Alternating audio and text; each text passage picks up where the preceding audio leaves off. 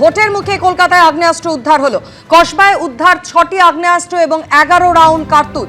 উদ্ধার হয়েছে একটি 7mm পিস্তল, 3টি ওয়ান শটার এবং 11 রাউন্ড কার্তুজ। ভোটের মুখে কলকাতায় আগ্নেয়াস্ত্র উদ্ধারের ঘটনা কসবায় ঘটেছে। এই ঘটনা এখনো পর্যন্ত পাওয়া খবর অনুযায়ী উদ্ধার হয়েছে 6টি আগ্নেয়াস্ত্র এবং 11 রাউন্ড কার্তুজ। খাস কলকাতায় আগ্নেয়াস্ত্র উদ্ধারের ঘটনা। ভোটের মুখে কলকাতায় আগ্নেয়াস্ত্র উদ্ধার এখনো পর্যন্ত পাওয়া খবর অনুযায়ী উদ্ধার হয়েছে 7mm পিস্তল, 3টি ওয়ান শটার এবং 11 রাউন্ড কার্তুজ। বিহার এবং ঝাড়খণ্ড থেকে আনা হচ্ছিল এই আগ্নেয়াস্ত্র। গয়া থেকে বাসে আসছিলেন এক ব্যক্তি। লালবাজারের এআরএস টিম তল্লাশি চলছিল এবং সেই সময় উদ্ধার হয় এই বিপুল পরিমাণ আগ্নেয়াস্ত্র। কসবা থেকে উদ্ধার করা হয়েছে 6টি আগ্নেয়াস্ত্র এবং 11 রাউন্ড কার্তুজ। আরো বিস্তারিত জানাবেন প্রতিনিধি আবির দত্ত আমাদের সঙ্গে রয়েছেন। আবির, কি খবর রয়েছে?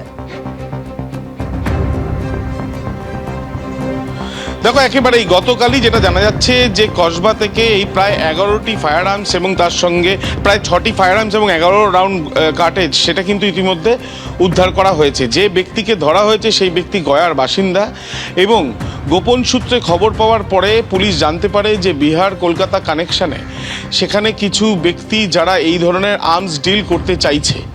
এরপর বিভিন্ন জায়গায় তল্লাশি অভিযান চালানো হয়।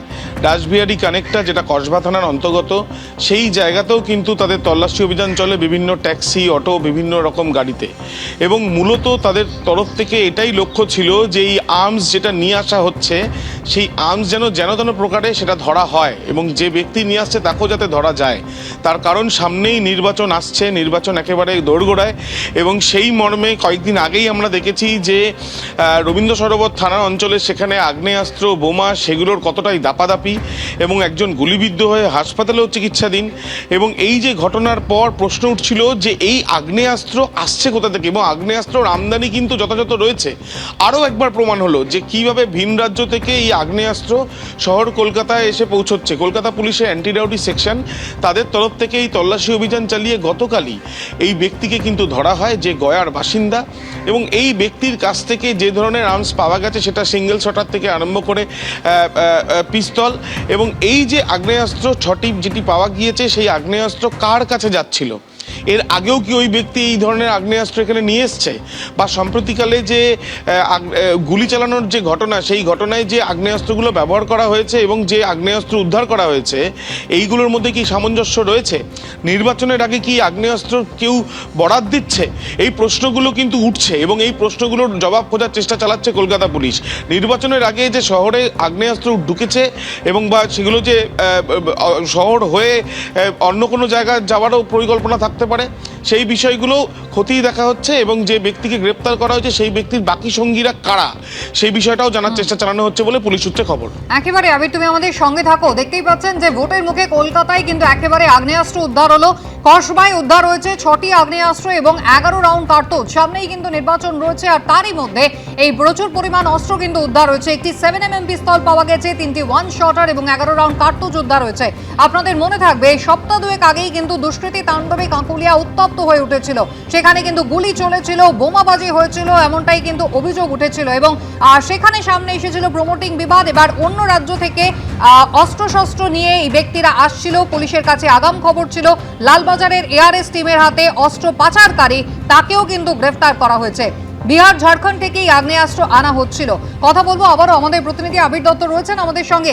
আবির, কয়েকদিন আগে গুলশান কলোনিতে আমরা তাণ্ডব দেখেছি, তারপরে গুলি বোমাবাজির ঘটনা আমরা দেখেছি। এই সদ্য কাঁকুলিয়াতে সামনে রয়েছে বিধানসভা নির্বাচন। যাদেরকে কতজনকে মোট গ্রেফতার করা হয়েছে, এরা কোথা থেকে আসছিল, কতগুলি আগ্নেয়াস্ত্র, কি কি পাওয়া গিয়েছে? দেখো, শুরুতেই তোমায় বলি যে মোহাম্মদ ইশতিয়াক নামে 38 বছর বয়সী যে ব্যক্তিকে গ্রেপ্তার করা হয়েছে তার একটি ব্যাগ বা থলে বলা যায়, সেই ব্যাগের মধ্যে থেকে এই আগ্নেয়াস্ত্রগুলো পাওয়া গিয়েছে। 6টি আগ্নেয়াস্ত্র এবং 11 রাউন্ড গুলি। এই যে 6টি আগ্নেয়াস্ত্র 11 রাউন্ড গুলি, এটি কি প্রথমবার পাওয়া গেল? নির্বাচন একেবারে দোরগোড়ায়। বিগত কয়েক মাসের যদি বেশ কয়েকটি ঘটনার সামনে দেখা যায়, গুলশান কলোনি ছাড়াও রবীন্দ্র সরোবর থানা অঞ্চলে কাকুলিয়া রোড, সেখানে এই গুলি চালনার ঘটনা এবং সেখানেও প্রশ্ন ওঠে যে আগ্নেয়াস্ত্র এলো কোথা থেকে। অন্যদিকে তোমায় জানাই আমরা দেখেছি যে স্ট্যান্ড রোড থেকে সেখান থেকে আগ্নেয়াস্ত্র সহ বেশ কয়েকজনকে ধরা হয়েছিল, সেখানে আগ্নেয়াস্ত্র উদ্ধার হয়েছে। শিয়ালদা স্টেশনে আগ্নেয়াস্ত্র উদ্ধার হয়েছে, ধর্মতলা বাস স্ট্যান্ডে আগ্নেয়াস্ত্র উদ্ধার হয়েছে। বিগত কয়েক মাসে একটা বিষয় স্পষ্ট যে ভিন রাজ্য থেকে হোক, বিভিন্ন রুটে কখনো বাসে বা কখনো দেখা যাচ্ছে ট্রেনে করে কিছু ব্যক্তি আগ্নেয়াস্ত্র নিয়ে আসছে, এবং অন্যত্র কখনো এই তদন্ত করে এটাও দেখা যাচ্ছে যে কখনো কলকাতা পুলিশের এআরএস, কখনো কলকাতা পুলিশের এসটিএফ এগিয়ে যাদের ব্যক্তিদের ধরছে, ধরার পরেও কিন্তু এই আগ্নেয়াস্ত্রর আমদানি সেটা কিন্তু চলছে। এবং যখন নির্বাচন আর কয়েক মাসের মধ্যেই হবে বলে যেটা মনে করা হচ্ছে, তার আগে আমরা দেখেছি যে রবীন্দ্র সরোবর অঞ্চলে সেখানে যে গুলিচালনার ঘটনা এবং তারপরে মূল অভিযুক্তদের এখনও অধরা থাকা 23 জনের গ্রেপ্তারি, গতকালই 16 জনের আবারও 12 তারিখ অবধি পিসি হয়েছে। কিন্তু এই আগ্নেয়াস্ত্র উদ্ধার কিন্তু এখনো পর্যন্ত সেখানে হয়নি। কিন্তু উদ্ধার হলো আগ্নেয়াস্ত্র কোথায়? নতুন এক ব্যক্তি, সে বিহার থেকে বা গয়া থেকে সে আগ্নেয়াস্ত্র নিয়ে আসছে এবং বিভিন্ন জায়গা থেকে গোপন সূত্রে খবর পেয়েই কলকাতা পুলিশ সেই ব্যক্তিকে ধরেছে এবং বেশ কয়েকটি আগ্নেয়াস্ত্র উদ্ধার করা হয়েছে, সঙ্গে গুলি। কিন্তু নির্বাচনের আগে এই গুলি আগ্নেয়াস্ত্রের বরাত কে দিচ্ছে? এটা কি কলকাতায় থাকার কথা, না কলকাতা থেকে অন্যত্র যাওয়ার কথা? যদি অন্যত্র যাওয়ার হয় তাহলে রুট হিসেবে ব্যবহার করা হচ্ছে কলকাতা, সেটা সেই বিষয়টা স্পষ্ট হবে। কিন্তু আগ্নেয়াস্ত্র এই আমদানি সেটা কেন সম্পূর্ণভাবে আটকানো যাচ্ছে না, বা আগ্নেয়াস্ত্র নিয়ে কিভাবে এখানে এইভাবে ব্যবসা চলছে?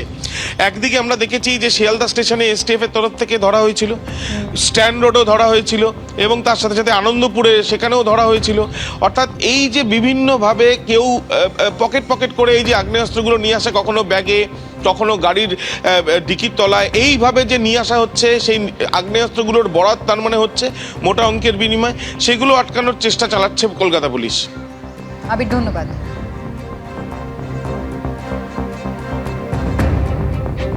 এবিপি আনন্দ, এগিয়ে থাকে, এগিয়ে রাখে।